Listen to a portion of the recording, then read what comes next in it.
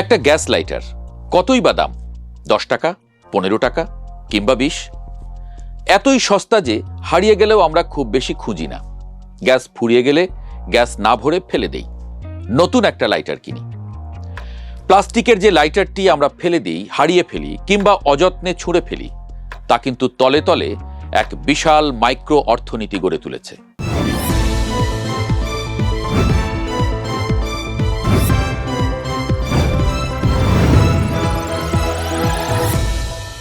পৃথিবীর সবাই যেখানে চায় 50% মুনাফা, সেখানে একটা লাইটার থেকে কোনো মতে 1 টাকা লাভ হলেই সেটাকে বিরাট ব্যাপার মনে করা হয়। প্রথমে ছোট্ট এই লাইটারের শরীরের ভেতরটা একটু জানা যাক। দেখতে অতি সাধারণ, কিন্তু বাস্তবে এটা একটা ছোটখাটো প্রেশারাইজড গ্যাস এক্সপ্লোশন ডিভাইস। বলতে পারেন ছোটখাটো একটা বোমা। আপনি হয়তো খেয়াল করেছেন, বিমানে নিষিদ্ধ জিনিসের তালিকায় এই ছোট্ট লাইটারটিও আছে। এর ভেতরে আছে অনেকগুলো ছোট ছোট ইঞ্জিনিয়ারিং, আছে সূক্ষ্মাতি সূক্ষ্ম 30টিরও বেশি যন্ত্রাংশ। এর রাসায়নিক চাপ, অর্থাৎ তরল পেট্রোলিয়াম গ্যাস বা এলপিজি, এর চাপ সহ্য করার ক্ষমতা থাকতে হবে। আবার একই সাথে একে সেফটি টেস্টেও পাশ করতে হবে। অর্থাৎ জিনিসটা ব্যবহার করা যত সহজ, তৈরি করা তত সহজ না।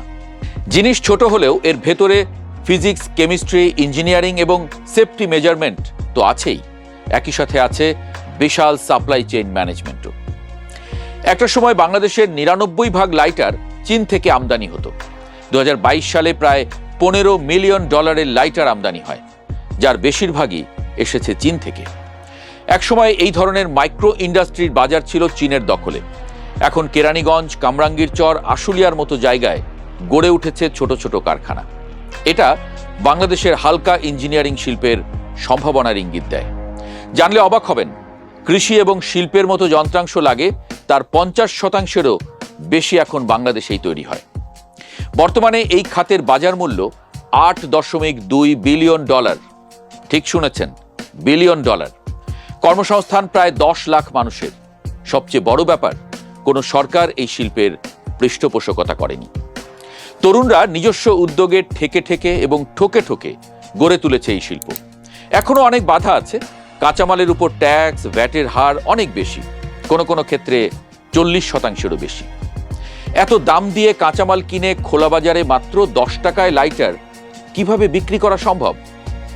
আগেই যেমন বললাম, এর ভেতরে আছে 30টিরও বেশি ইঞ্জিনিয়ারিং, আছে ফিজিক্স, কেমিস্ট্রির গুরুত্বপূর্ণ কাজ। বাজারে ছাড়ার আগে একে বিএসটিআই এর টেস্টে পাশ করতে হয়। তারপর একে প্যাক করে শত শত কিলোমিটার দূরে ডেলিভারি করতে হয়। কাঁচামাল, শ্রম, মেশিনের অবচয়, পরিবহন খরচ, ট্যারিফ, আর মাঝখানে এতবার হাত বদল করা প্রতিটি মানুষের লাভ, সবকিছু মিলেই কিন্তু মাত্র 10 থেকে 15 টাকা। ইউরোপের কোনো দেশে এর ভেতরের স্প্রিংটাও 10 টাকায় কেনা সম্ভব না। আর বাংলাদেশে আপনি 10 টাকাতেই পুরো লাইটারটাই পেয়ে যাচ্ছেন। কিভাবে? এর উত্তর হলো শ্রম শোষণ, শ্রমের উপযুক্ত মূল্য না পাওয়া, আর বাকি অর্ধেকটা হলো কাঁচামালের যথাযথ ব্যবহার। আপনি খেয়াল করে দেখবেন, লাইটারের বডির প্লাস্টিক দিন দিন পাতলা হচ্ছে। মাইক্রো সেন্টিমিটার পুরুত্ব কমিয়ে এক একটা লাইটারে 10 পয়সা খরচ বাঁচানো হয়। লাইটারের ডিজাইন বদলে তাতে 10 পয়সার গ্যাস কম ভরা হয়। স্প্রিংটা আস্তে আস্তে চিকন হচ্ছে। এভাবে এক এক পয়সা বাঁচিয়ে আপনার পকেটে সস্তায় আসে এই লাইটার। পয়সা বাঁচাতে গিয়ে নিরাপত্তার দিকে নজর দেওয়া হয় না, মূল্য দিতে হয় আমাদের শ্রমিকদের। কয়েকদিন আগেই কেরানীগঞ্জের লাইটার কারখানায় আগুন লেগে 6 জন শ্রমিক মারা গেল।